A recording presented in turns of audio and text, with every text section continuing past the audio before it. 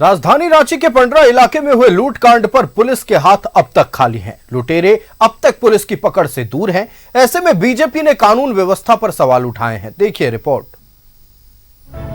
अब तक शिकंजे से बाहर लूटकांड के आरोपी, 24 घंटे बाद भी रांची पुलिस के हाथ खाली। बीजेपी ने कानून व्यवस्था पर उठाए सवाल। राजधानी रांची के ओटीसी ग्राउंड के पास हुए लूटपाट मामले में पुलिस के हाथ अब तक खाली है। आईजी अखिलेश झा और डीआईजी अनूप बिरथरे ने घटनास्थल पर पहुंचकर घटनाक्रम की जानकारी ली। वहीं मेडिका अस्पताल में भर्ती सुमित से भी बातचीत की। इस दौरान अधिकारियों ने सुमित की दिलेरी की तारीफ की। वहीं पुलिस पदाधिकारियों को कई दिशा निर्देश भी दिए। सिटी एसपी ने दावा किया है कि जल्द ही लूटकांड का खुलासा होगा। कांड की गंभीरता को देख करके वरीय पदाधिकारी जो है ये पर आए हैं और ये पर देख करके उन्होंने जो निर्देश दिया है उसका पालन करते। सोमवार को दिन दहाड़े बाइक सवार 3 अपराधियों ने पंडरा थाना क्षेत्र के ओटीसी ग्राउंड के पास 13 लाख रुपए लूट लिए। वहीं लूटपाट का विरोध करने पर होटल मैनेजर को गोली मार दी। आशीर्वाद आटा एजेंसी के कर्मी पैसा जमा करने आईसीआईसीआई बैंक पहुंचे थे, लेकिन बैंक के बाहर बीच सड़क पर अपराधियों ने पैसे से भरे बैग को छीना और फरार हो गए।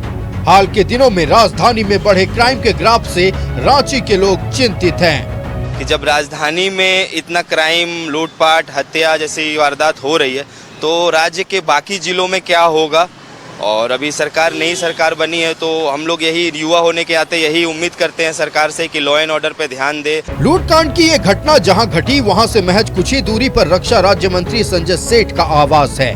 वहीं घटनास्थल के पास अक्सर ट्रैफिक पुलिस रहती है। यही नहीं, नए साल को लेकर शहर के तमाम चौक चौराहों पर एंटी क्राइम चेकिंग और ड्रंक और ड्राइव का अभियान चलाया जा रहा है। बावजूद न सिर्फ लूटपाट की गई बल्कि विरोध करने पर होटल मैनेजर को गोली भी मारी गई। ऐसे में बीजेपी ने राजधानी समेत राज्य की विधि व्यवस्था पर सवाल उठाए हैं। राजधानी में क्राइम ही क्राइम हो रहा है और पुलिस प्रशासन पर सरकार का कोई लगाम नहीं है, बंदिश नहीं है और अपराधियों से मिली भगत है पुलिस का। इसी कारण अपराध बढ़ रहे हैं। सरकार बनी है, पूरे राज्य के लॉ एंड ऑर्डर की स्थिति बहुत खराब हो गई है। आप नित्य नई घटनाएं को देख रहे हैं। इस पर सरकार को रोकथाम करना चाहिए, कार्रवाई करना चाहिए और इस पर विशेष सरकार को ध्यान देना चाहिए।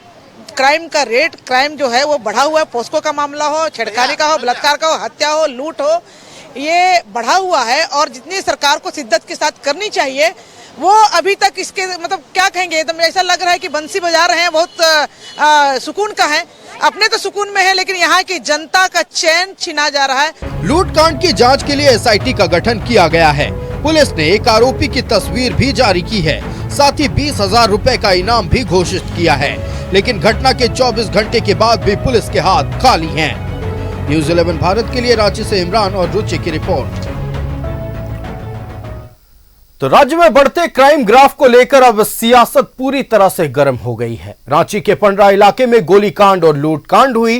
पुलिस के हाथ अब तक खाली है, जिसे लेकर बीजेपी ने सरकार पर सवाल उठाए हैं। हमारे साथ संवाददाता इमरान लाइव जुड़े हुए हैं। इमरान का रुख कर लेते हैं। इमरान, पंडरा गोलीकांड और लूटकांड को लेकर सियासत तेज हो गई है। 24 घंटे से ज्यादा बीतने के बाद भी पुलिस के हाथ खाली है और इस पर अब बीजेपी सरकार की कानून व्यवस्था पर सवाल उठाने लगी है।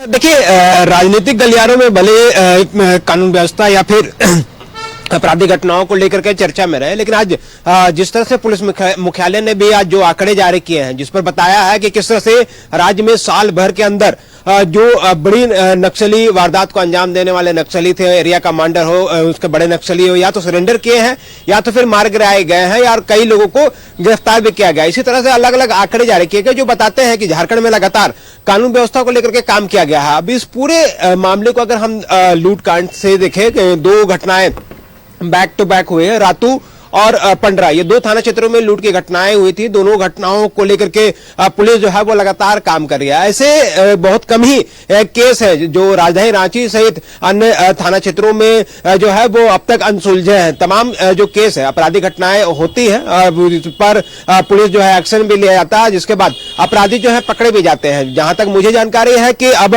जिस तरह से 2 घटनाओं का जिक्र जो है राजनीतिक पार्टियों के द्वारा विरोध प्रदर्शन के जरिए या फिर अपने बयान में सरकार को घेरने की कोशिश की गई है। लेकिन अब से कुछ घंटों के बाद रांची पुलिस जो है दोनों ही लूटकांड का उद्भेदन जो है करने में सफल रह गया। हाँ, इस तरह की घटनाओं की पुनरावृत्ति ना हो, पुलिस को इस ओर ध्यान देनी चाहिए कि आखिर अगर किसी कर्मी के द्वारा या किसी व्यक्ति के द्वारा अगर पैसे बैंक में जमा करने के दौरान अगर वो जा रहे हैं तो उनके पैसे लूटे नहीं जाए, इस पर विशेष ध्यान देने की जरूरत है। साथ ही साथ व्यवसायियों को भी थोड़ी सी सतर्कता बरतनी होगी, अलर्टनेस लाना होगा। रांची पुलिस प्रशासन ने हर एक बार व्यवसायियों से अपील भी किया है कि अगर वो बड़े पैसे लेकर के जा रहे हैं बैंकों की तरफ या बैंक में उनको पैसे जमा करना है या फिर दूसरी जगहों पर लेकर के जाना है तो उन तमाम पैसों की जानकारी जो है स्थानीय थाने को दे, ताकि मूवमेंट के दौरान जो है आपको सुरक्षा मुहैया कराया जा सके। टाइगर मोबाइल पेट्रोलिंग, गश्ती या पीसीआर आपको सुरक्षा दे सके और इस तरह की जो भी आपराधिक घटनाएं होती हैं उस पर रोका जा सकता है। इस तरह से कई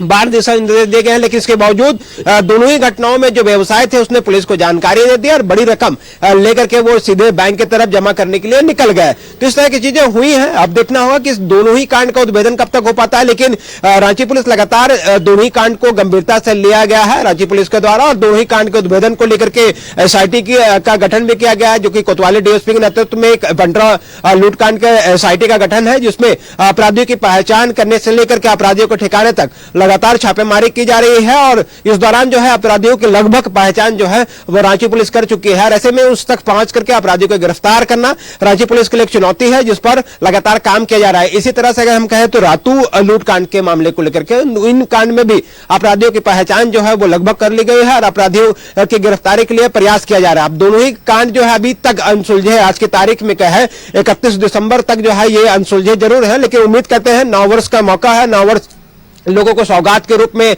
ला करके देती है। तो इस जो आने वाला साल है, कुछ ही घंटों के बाद जब हम नए साल में प्रवेश करेंगे तो 9 वर्ष में रांची पुलिस के लिए 2 सौगात जरूर मिलेंगे। दोनों ही अपराधी जो लूटकांड के शामिल हैं उन दोनों राजधानी रांची की जनता इंतजार कर रही है कि आने वाले नए साल में पुलिस की ओर से खुशखबरी मिलेगी, पुलिस अपराधियों पर शिकंजा कसेगी और सरेआम जो राजधानी रांची में आपराधिक गतिविधियां बढ़ गई है उस पर पूरी तरह से लगाम लगेगा।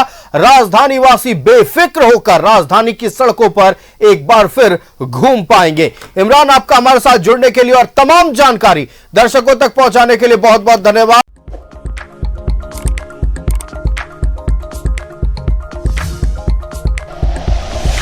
Like and share videos, subscribe करें हमारा चैनल और प्रेस करें बेल आइकॉन। न्यूज़ 11 भारत, सच है तो दिखेगा।